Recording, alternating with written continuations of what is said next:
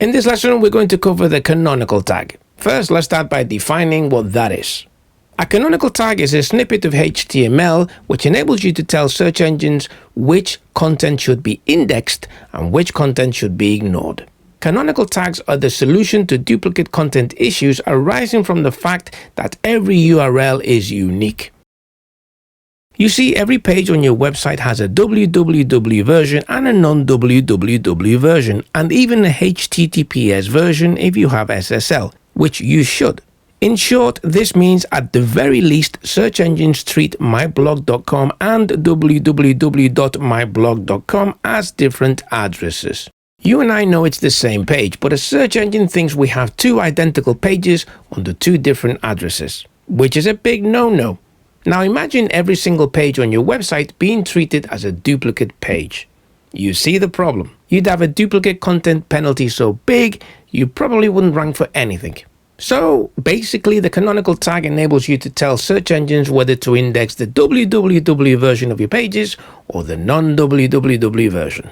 Canonical tags are placed within the head section of a web page. In this example, I'm setting the HTTPS version of a page to be the default page I want search engines to index.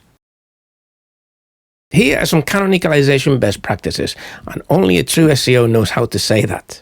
But all joking aside, make sure you bookmark this page for your reference. Use absolute URLs for the canonical tag, like https://myblog.com/mypage, rather than relative URLs, which are paths to pages like /mypage. Absolute URLs ensure your canonical tag is interpreted correctly by all search engines. Make sure you set the correct version of the URL. If you use SSL, your canonical tag should start with HTTPS.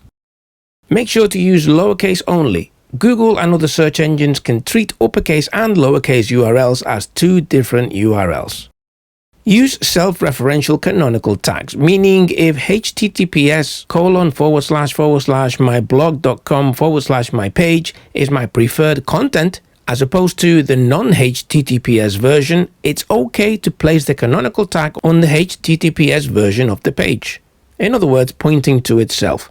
In short, all your pages on your website should have canonical tags, even if some point at themselves. Use only one canonical tag per page. Google will ignore the duplicate tags on a single page. Now let's take a look at how to set canonical tags.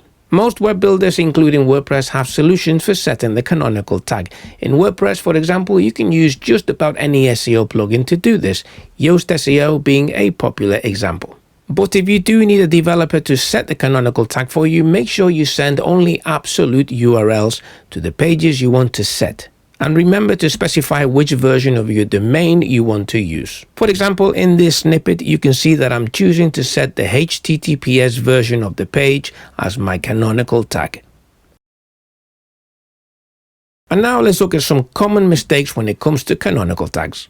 Don't use one canonical tag for a page with different languages. Google states that you should specify a canonical page in the same language or the best possible substitute. So each language needs its own canonical tag. In addition, use the hreflang tag to define the language of each page version. Make sure you put the canonical tag in the head section of your website. Make sure the canonized URLs are included in your sitemap. Google treats URLs in the sitemap as canonical. If the URL of a page in the sitemap is different from the canonical URL, Google might get confused. In the next lesson, we'll be covering outbound links. I'll see you there.